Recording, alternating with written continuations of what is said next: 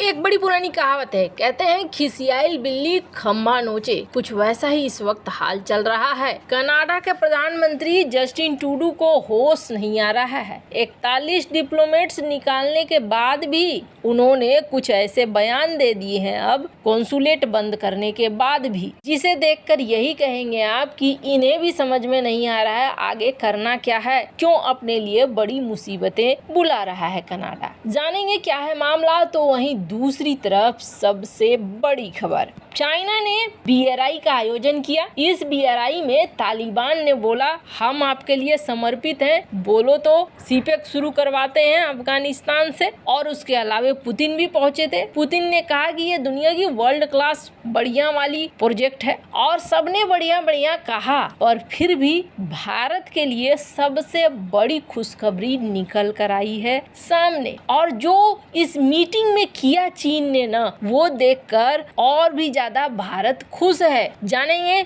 भारत की खुशी का राज क्या है। जियोपॉलिटिक्स में इस वक्त धमाल मचा हुआ है। आइए जानते हैं इन खबरों को विस्तार से। कनाडा के PM ने खुद ही रायता बिखेरा और रायता बिखेरने के बाद वो समेट भी नहीं पाए। अब हालात ऐसे हो गए कि भारत ने कहा कि अपने 41 डिप्लोमेट को ले जाओ। अब इसके पीछे एक कारण समझिए, हमारे वहाँ पे 20 से 21 डिप्लोमेट हैं, तो भारत ने कहा कि इतनी ही संख्या आप यहाँ पर रखो। हमारे यहाँ उनके 61 डिप्लोमेट्स थे, तो भारत ने कहा कि रिश्ता होना चाहिए बराबर का, तुम यहाँ ज्यादा मत रखो। जबकि कनाडा का कहना था कि चूंकि यहाँ से बहुत सारे एप्लीकेशन जाते हैं, यहाँ पर बहुत सारे लोग कनाडा को माइग्रेट करते हैं, बहुत सारी चीजें होती है, बच्चे पढ़ने के लिए जाते हैं, स्टूडेंट जाते हैं, तो हमें यहाँ पर ज्यादा एक्सेस की जरूरत थी। इसलिए हमने यहाँ पर ढेर सारे कॉन्सुलेट और ढेर सारे यहाँ पर हमने राजनयिकों की तैनाती करी थी। अब ऐसा करने के बाद विवाद तब बढ़ा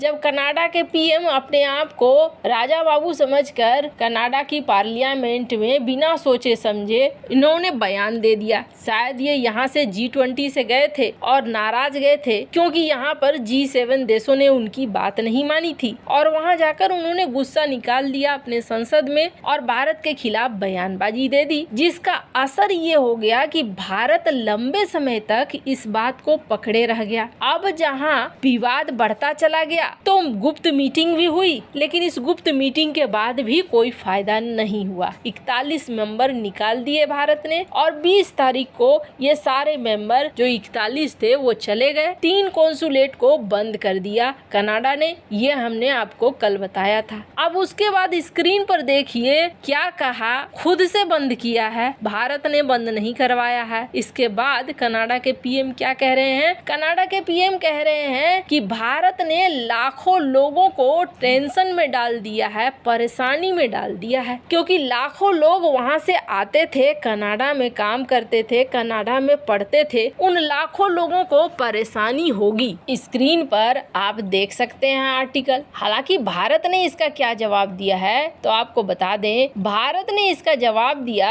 कि देखो, हमने तो सिर्फ तुम्हें डिप्लोमेट की संख्या कम करने को कहा था, हमने तो तुम्हें नहीं कहा था कि आप यहाँ पर कॉन्सुलेट को ही बंद कर दो, 3 जो दूतावास के केंद्र थे उनको बंद कर दो, हमने तो ये नहीं कहा था। बंद तो आपने खुद से किया है। खैर, आपको बता दें, खुद इन्हें भी समझ में नहीं आ रहा है कि आगे क्या करना है क्या नहीं करना है। ये लगातार चीजों को बिगाड़ ही रहे हैं। अब कनाडा की अर्थव्यवस्था पर कितना तगड़ा वाला इम्पैक्ट पड़ेगा वो देखना आने वाले समय में पता चलेगा। खैर, जहां एक तरफ ये सब कुछ चल रहा है तो वहीं दूसरी तरफ, जैसा कि हमने आपको पहले भी थोड़ा बहुत आइडिया दिया था कि BRI का सम्मेलन किया चाइना ने, इस महाकुंभ में बुला लिया पुतिन को भी। पुतिन को खास तौर पर इसलिए बुलाया जिनपिंग ने क्योंकि जिनपिंग को डर लग रहा था, एक बड़ा नाम और एक बड़ा पद चाहिए था जो BRI के इस सम्मेलन को सफल बनाए। पुतिन वहां पहुंचे। वहां पहुंचने के बाद पुतिन ने स्पीच भी दिया और स्पीच में कहा कि BRI सबसे बढ़िया सबसे तगड़ा वाला प्रोजेक्ट है, मेरे दोस्त के साथ खड़े रहो। बात तो समझ में आई। पुतिन ने अपना काम किया, लेकिन थोड़ी सी बेइज्जती वहां पर यह भी हो गई कि यूरोपीय डेलीगेशन वहां से निकल गया। अब जाकर तालिबान ने कहा कि हम तो तैयार खड़े हैं।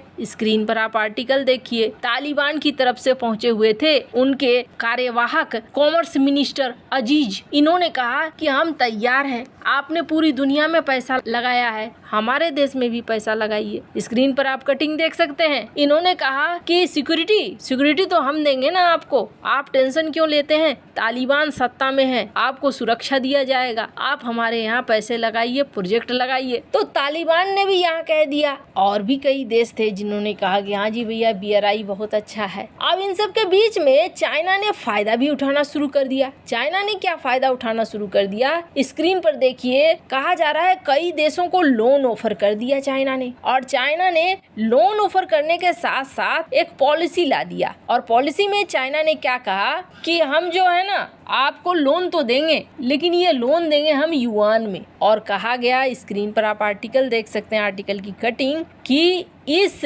जो मीटिंग हुई इसमें युआन में पेमेंट किया। हालांकि युआन में इधर भी चाइना कई सारे पेमेंट कर रहा है। स्क्रीन पर एक कटिंग देखिए, रॉयटर की ये रिपोर्ट है जिसमें कहा जा रहा है कि युआन में 3.71% इंटरनेशनल पेमेंट किए गए सितंबर महीने में। हालांकि डॉलर की तुलना में ये कम है, लेकिन चाइना अपनी बढ़त बढ़ा रहा है, इसके जरिए ये बात समझ में आ रही है। इसके अलावे जब यहाँ पर BRI की मीटिंग हो रही थी, तो इस BRI की मीटिंग में चाइना ने कहा कि हम 20 देशों के साथ बायलैटरल करेंसी स्वैप करेंगे, करेंसी की अदला बदली करेंगे। हालांकि ये सारी चीजें देखकर आपको एक चीज जरूर लग रहा होगा कि चाइना ने तो बहुत बढ़िया इस्तेमाल कर लिया इस पूरे BRI को। तो देखिए होता क्या है, जो चालाक लोग होते हैं उनकी चालाकी कई बार दिखने लगती है। कहते हैं ना, अतिशय लोभ न करिए, लोभ पाप की धार, एक नारियल के चक्कर में कुएं में पड़े हैं 4। चाइना ने इस BRI का इस्तेमाल सिर्फ और सिर्फ अपने फायदे के लिए किया है। जैसे export import bank of China, इसने युआन बेस्ड लोन एग्रीमेंट किया सऊदी नेशनल बैंक के साथ, और बैंक ऑफ चाइना के मदद से इसने इजिप्ट को $479 मिलियन का